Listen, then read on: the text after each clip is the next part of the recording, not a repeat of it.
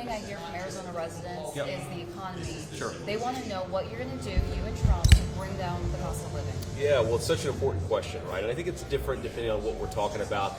Housing, for example, one of the reasons why we have such high housing prices, especially here in Arizona, is you let in millions of illegal aliens. They compete against Americans for scarce homes. And so if you stop the border crisis, they actually drive down the cost of housing.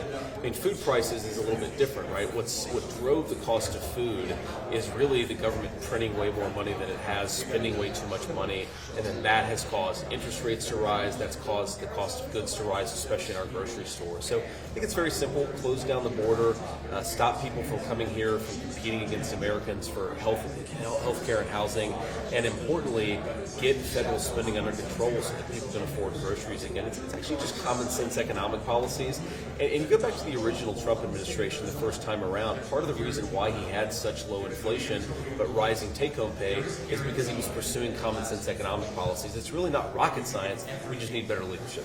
You mentioned closing the border. That's a huge issue out here. We have fentanyl and illicit drugs pouring over our backyard fences. What are you and Trump going to do to stop that? It's actually very simple. I mean, if you go back to the illegal border crossings when Donald Trump was president, it was so much lower. It skyrocketed under Kamala Harris's administration for a few very simple reasons. Number one, we suspended deportation so people recognized they could come here without being deported, and we radically expanded asylum so that even people who weren't really claiming asylum, they could come in here, take advantage of our immigration system, receive health care and housing. You got to send people back, and you've got to tell them America is not open for illegal immigration. If you want to come and claim asylum, or if you want to come through our legal channels, you have to do it properly. You have to fill out the right paperwork, and importantly, you have to stay in Mexico while your claim is being adjudicated. If people know they can break our laws, come into our country, and then just be released into the country for 10 or 15 years, they're never going to follow any common sense process. Will you accept the results of the election? Of course we will. Yeah, no, we're certainly going to accept the results. Obviously, there are things. Sorry about that. Wasn't expecting the voice from the sky, but look, we're going to accept the results of the election. But of course, we want to make sure every vote counts, but only every legal vote counts. And so we're going to pursue a whole host of policies and even some litigation to make sure that if there are fraudulent votes cast, if there are people, for example, illegal aliens trying to cast ballots, we want to push back against that stuff because we want Americans' votes to count, but not illegal votes, only legal votes. Women want to know why you voted against the qualifying of IVF protections and where you really stand on access to abortion.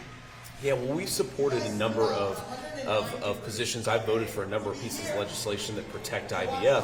What we have voted against is forcing Christian hospitals to do things against their conscience. What we have to do is strike a right balance here between, I think, guaranteeing women access to fertility treatments. That's very important, but also not forcing hospitals to perform things that they don't want to perform, right? And I think that what we've opposed is legislation that would force hospitals to do something against their conscience. What we've supported is giving access to these fertility treatments at hospitals, of course, and there are many of them where they agree with the necessity of these treatments. And lastly, this is a swing state. Polls show that Harris is edging up to Trump, if not surpassing him in some swing states. Should voters be concerned, and what's your plan? What I think about polls is the only one that really matters is the one where voters actually cast their ballots on Election Day, and of course, a few weeks before Election Day through early voting. I'd say whether you're voting for us or undecided, don't put too much stock in the polls. Get out there and work.